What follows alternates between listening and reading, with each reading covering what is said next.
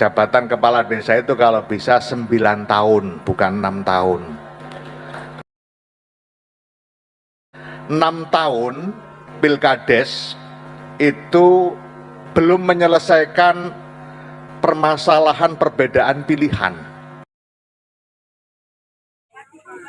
Assalamualaikum kita semua, salam, Om Swastiastu, Namo Buddhaya, salam kebajikan.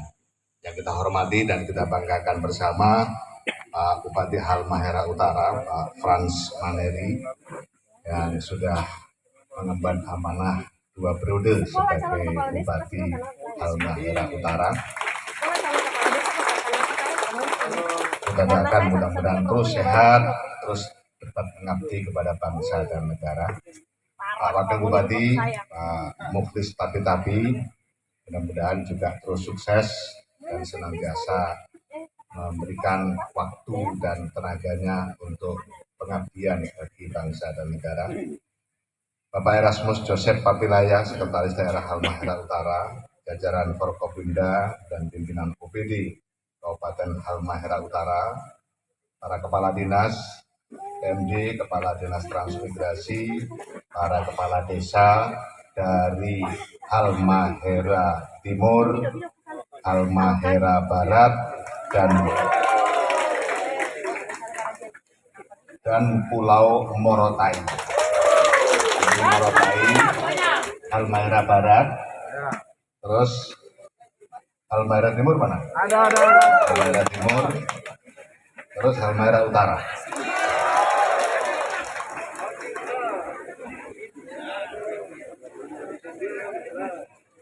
Para pegiat desa, para tokoh masyarakat, dan tentu para pendamping desa yang saya banggakan. Tidak mau kalah sama kepala desanya. Bapak Ibu sekalian yang saya hormati, saya bersyukur pada hari ini bisa bersilaturahim ke Halmahera Utara. Satu kebanggaan bagi saya bisa bertemu dengan para kepala desa dari berbagai wilayah, sehingga dengan waktu yang pendek saya bisa ketemu Halmahera Barat, bisa ketemu Halmahera Timur, bisa ketemu Morotai, dan tentu ketemu Halmahera Utara. Ini adalah sebuah kebahagiaan tersendiri bagi saya, karena memang bagi saya, bagi Kementerian Desa Pembangunan Daerah Tertinggal dan Transmigrasi, kepala desa itu adalah ujung tombak pembangunan Indonesia. Kenapa seperti itu, Bapak Ibu sekalian? 74.961 desa di Indonesia itu sama dengan 91% kewilayahan Indonesia. Saya ulangi, 91% wilayah Indonesia itu, yang luasnya luar biasa itu, 91%-nya itu ada di desa. Hanya 9% yang ada di wilayah kota. Ini dari sisi kewilayahan. Artinya Bapak Ibu, Bapak Kepala Desa ketika mampu mengelola daerahnya, desanya dari sisi kewilayahan dan semua berhasil, itu berarti 91% kewilayahan di Indonesia sudah selesai penanganannya dengan baik. Yang kedua, dari sisi kewargaan, total penduduk Indonesia 250 juta, itu 71%-nya itu ada di desa. Di kota itu hanya 29%.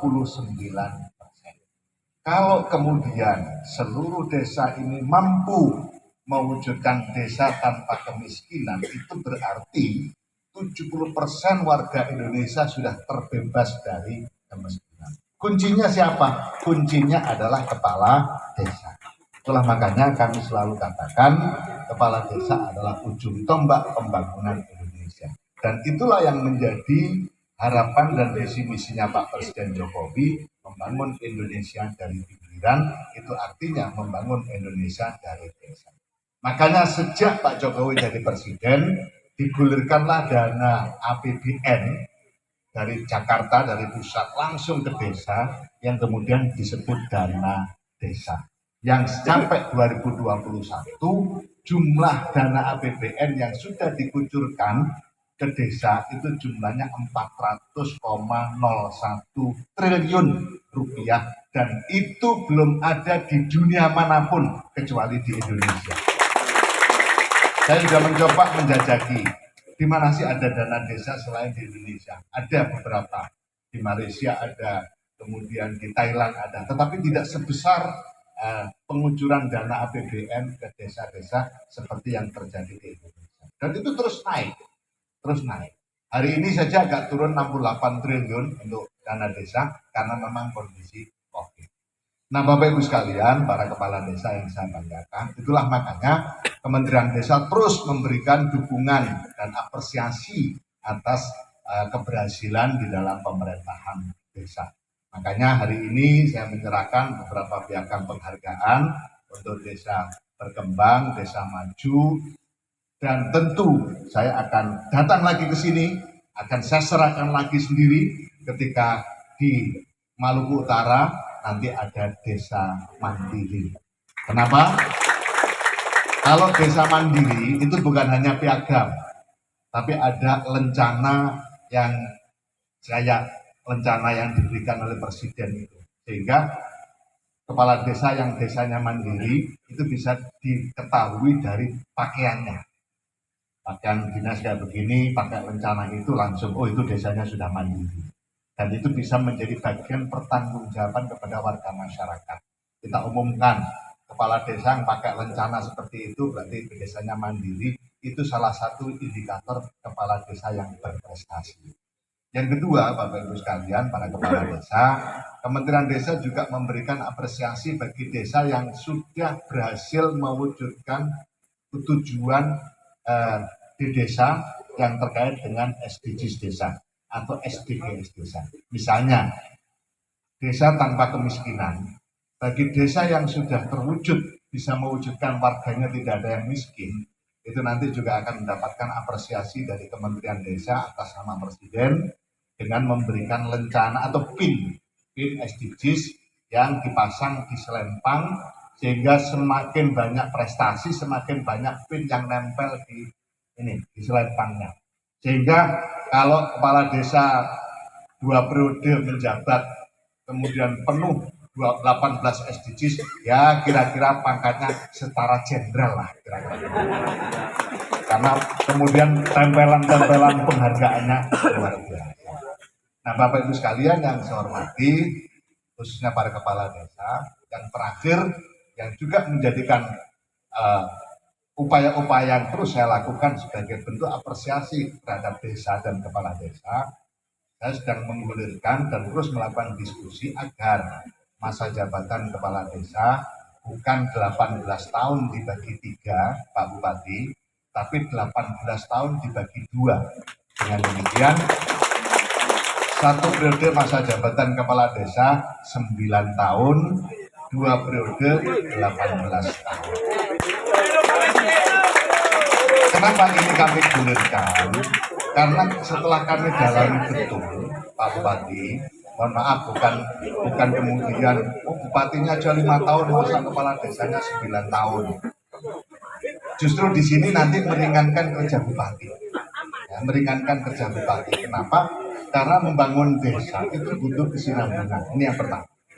Kalau pembangunan di desa itu berkelanjutan dan berkesinambungan, maka progres pembangunan itu pasti naik. Kalau di grafik begitu akan naik. Nah, kalau 6 tahun dari hasil pendalaman saya itu begini. Menjabat periode pertama naik. Terus kalah di periode pertama, ganti kepala desa, turun lagi.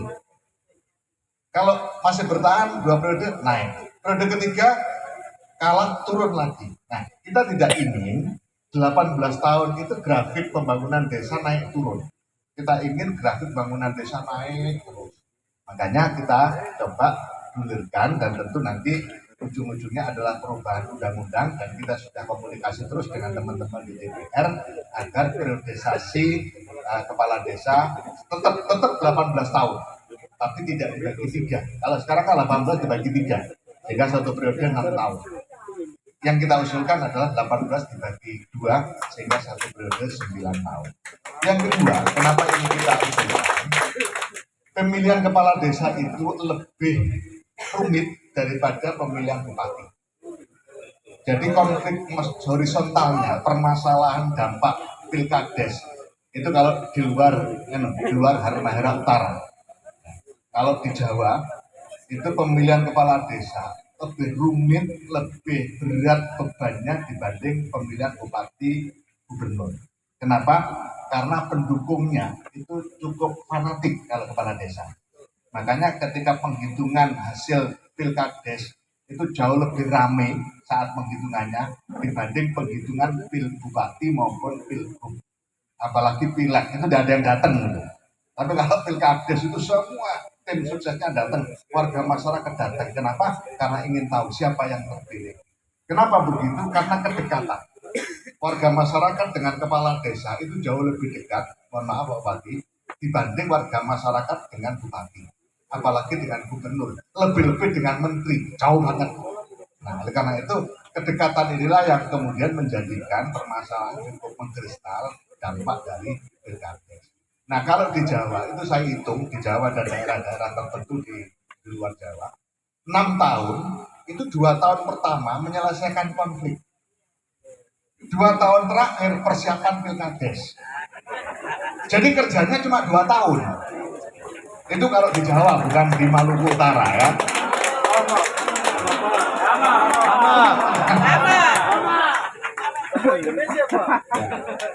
Jadi itulah makanya kita ingin jangan habis hanya untuk menyelesaikan konflik, tapi sebagian terbesar dari masa bakti kepala desa untuk mengabdi kepada warga masyarakat desa. Itulah makanya kita sedang menggulirkan upaya agar masa jabatan kepala desa bukan 18 tahun dibagi 3, tapi 18 tahun dibagi 2.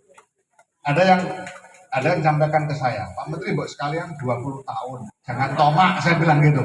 Ya. Ini aja bukan pekerjaan mudah. Kenapa saya memilih 18 tahun bukan 20 tahun? Kalau 20 tahun ini nambah 2 tahun. Kalau nambah 2 tahun, permasalahan yang kita hadapi warga masyarakat. Pasti warga masyarakatnya, lah kalau masa jabatannya 10 tahun 2 kali, kapan gantinya? Nah itu kan penting juga. Karena masyarakat juga nunggu loh, yang kepingin jadi kepala desa juga banyak. Nah, kita tetap kasih kesempatan kepada masyarakat untuk punya harapan melaksanakan keberlanjutan pembangunan di desa. Bapak Ibu sekalian yang saya hormati, saya doakan mudah-mudahan seluruh kepala desa terus diberikan kekuatan lahir batin Tuhan Yang Maha Esa sehingga terus bisa mengabdi kepada warga masyarakat dan terus bisa memanfaatkan dana desa dengan sebaik-baiknya dan jangan khawatir ya. Ini yang juga tidak kalah pentingnya, jangan khawatir dalam memanfaatkan dana desa asal tidak ada niat jahat. Ini penting. Saya sudah koordinasi serius dengan Pak Jaksa Agung, saya koordinasi serius dengan Pak Kapolri, asal tidak ada niat jahat untuk korupsi, jangan takut-takut memanfaatkan dana desa. Yang kedua, jangan takut siapapun atas ancaman apapun terkait dengan program-program di desa, dengan catatan jangan ada sedikit pun niat jahat. Nah, karena apa? Kita sudah berupaya maksimal agar permasalahan administrasi, jadi betul-betul permasalahan administrasi itu bisa diselesaikan dengan pendekatan, bukan sekedar pendekatan hukum. Tapi kalau menggunakan dana desa sengaja untuk kawin lagi, ya saya tidak ikut campur. Saya yakin tidak ada kalau di Maluku Utara. Saya yakin tidak ada satupun kepala desa yang menggunakan dana desa untuk kawin lagi. Yakin betul. Kenapa?